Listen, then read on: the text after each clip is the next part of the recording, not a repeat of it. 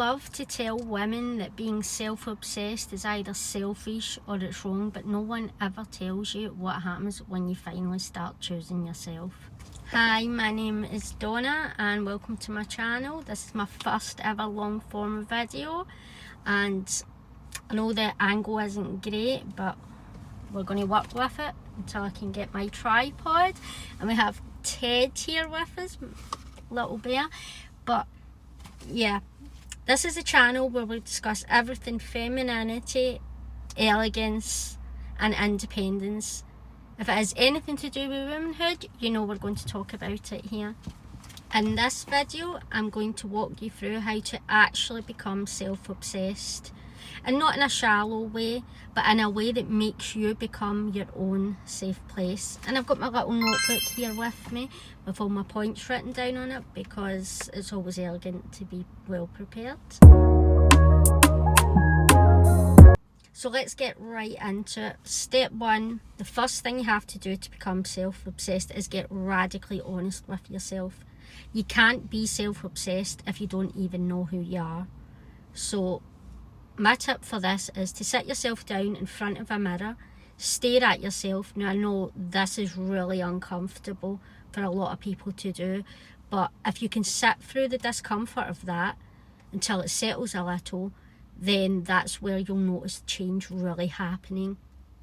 So once you feel a little settled with staring at yourself, what you need to do is you need to ask yourself some important questions. You need to set aside everyone's opinions and expectations of who you should be and truly ask yourself, who are you? What is it that you like? What lights you up to your very core? What is the things you like to do? What are the things you value? And aside from that, you also have to ask what drains you. What sucks the life out of you? What makes you feel not the best version of you?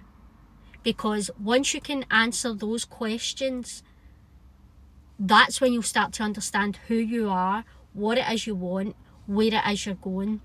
And a little tip for this is, if journaling is your thing, write it down. It doesn't have to be neat, just scribble it all down in a notepad that you can look back on and say, right, this is where it started, this is what I'm working from.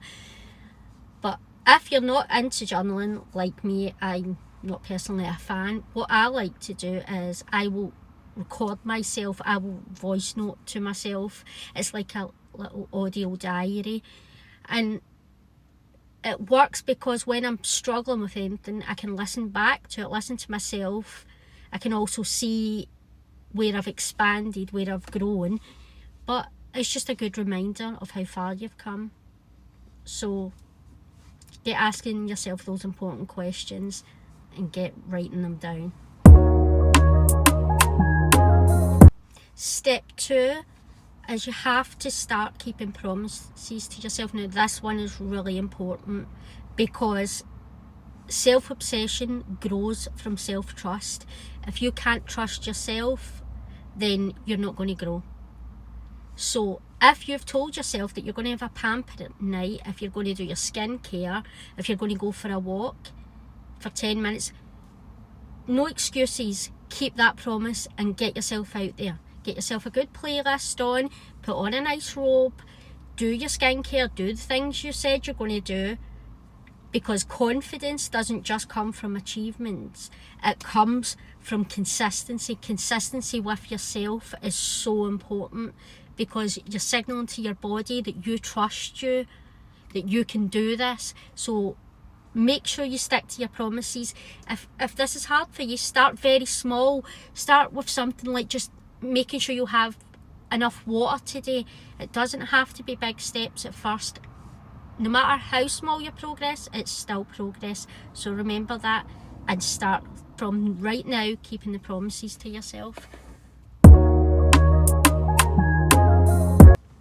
Step three, curate your environment like it's your world, because it really is. Now, I'm a huge advocate for the idea that your environment not only shapes you, but it also matters a great deal to your mental health. If you're living in chaos, your mind is going to be chaotic. So, like they say, You become what you're surrounded by. So this encompasses everything. Music, the movies you watch, the things you listen to, the people you follow, everything. If you have to, put yourself on a mental diet. Be careful of what you consume. Make sure it is stuff that makes you feel good, that you come away from it thinking good thoughts. Yes, obviously it's important you have to keep up with what's happening in the world, but you don't have to drown yourself in it. You have to make sure that you're okay, and by doing that, you surround yourself with and by the things that matter to you. So that can be lighting at night. Make sure you're in nice lighting so that your mind can stay calm. It can create softness around you. That can be, I'm just looking at my notes here because I'm forgetting some things. The scents you surround yourself with. Make sure your space smells nice, you smell nice. Create order in your life. If that means you like to write lists, then write lists. Change your bed sheets, keep your space tidy, open your windows, put nice little things, tidy out your bedside unit, whatever it is that makes you feel good around you. Place things around you that when you look at them, it's going to make you smile, it's going to make you feel good inside. I do that, hence why I have little Ted here with me. He makes me feel good. I usually have pink things around in my car. I have a little fluffy blanket. It's just aesthetics, and yes, some people might say that's shallow, it's vain. Then let them. I do what makes me feel good, and that's what matters to me. Step 4, you have to relearn how to speak to yourself. You're not going to get anywhere if you're constantly criticising yourself and putting yourself down. There's enough people out there in the world that are ready to do that for you. You don't have to be doing it to yourself. Now, speaking from experience, I used to be someone who spoke very harshly to and about myself. And I can tell you now that since stopping that, my life has dramatically improved. So you can't adore yourself while narrating your life with cruelty. So stop that now. Make a promise to yourself that you're going to stop that. Now, I know it's not easy. So what you have to do is try and notice when this is happening, when your inner voice isn't being so kind to yourself. It's not an overnight fix. It won't just change. But when you notice it happening, try and tell yourself something nice about yourself to counteract that. Eventually, that voice will become louder than the negative one. Trust me, this works. It's just a practice you have to stick to. Like I said before, consistency is key with everything. So if you truly want to become self-obsessed, you have to get consistent with yourself. I'll do a video on this soon about how to speak to yourself, how to relearn this, where we'll go more in depth. But for now, just try that small tip. Because if you wouldn't speak to a friend or a loved one the way you speak to yourself, don't do it to yourself. It's not worth it. You need to learn how to speak to yourself with kindness, the kindness you would give everyone else. Okay, so step number 5 is do things that make you proud of yourself. And don't just do what will look good online. Actually do something that's personal to you. It doesn't matter how small it is. It could be something as simple as managing to keep your space tidy. It could be choosing to drink water over fizzy drinks for at least one day. Or it could even be something like handling a situation with a little bit more grace than you usually would. At the end of the day, it all matters, and your future self will thank you for it. So do something now, start today, and choose something to do that will make you proud of yourself.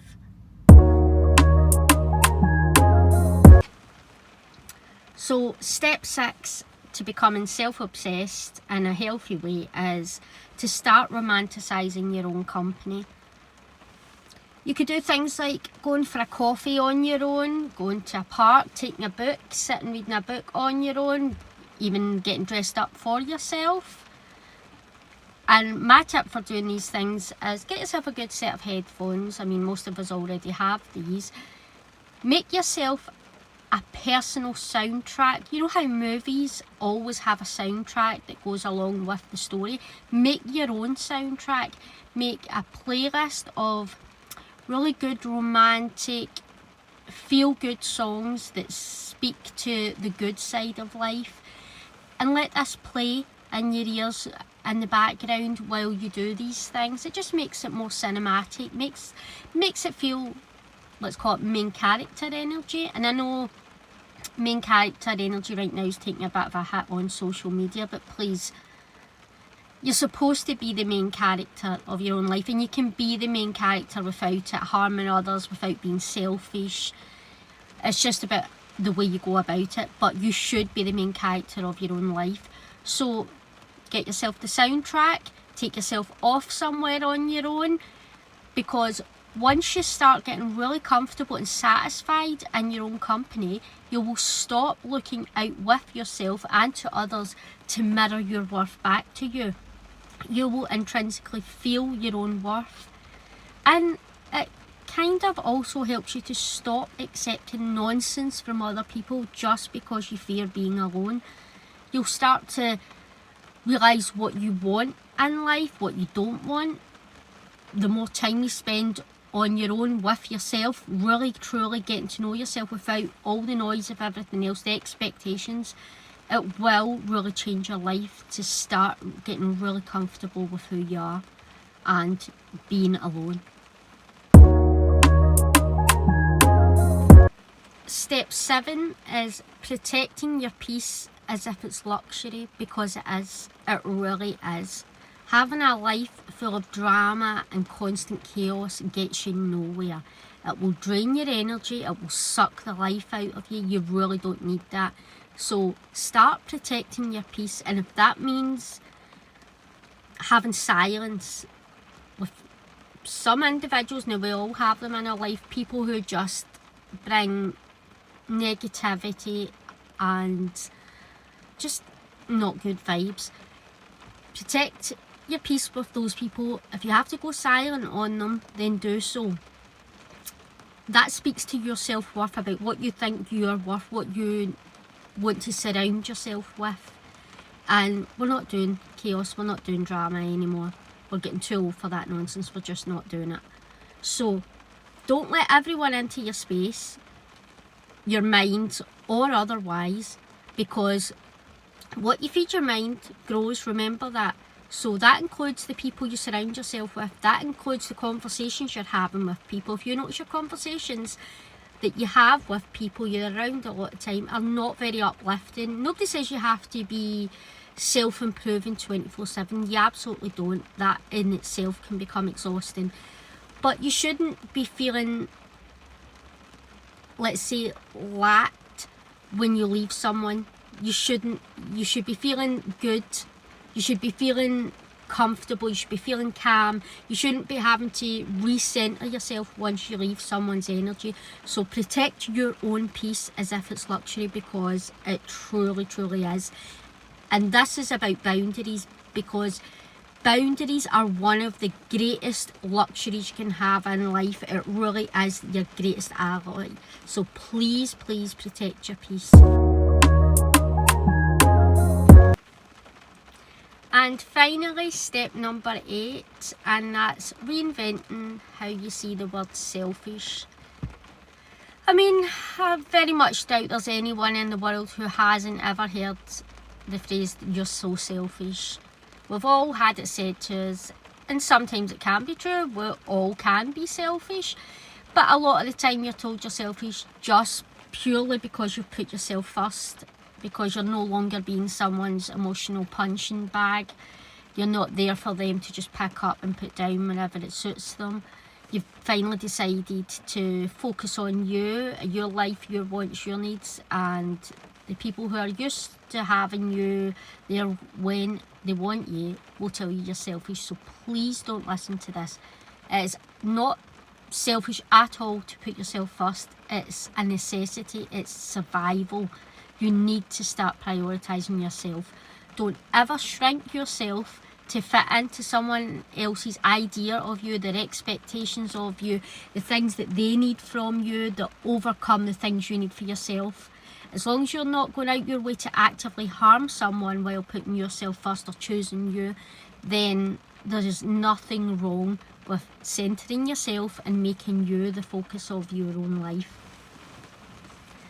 So that's it for my first long form video. I hope you enjoyed it. I know the lighting's not that great and the angle isn't that great, but we'll sort that eventually. So if you want to hear more, subscribe, stay tuned, and I'll hopefully will do a lot more videos soon.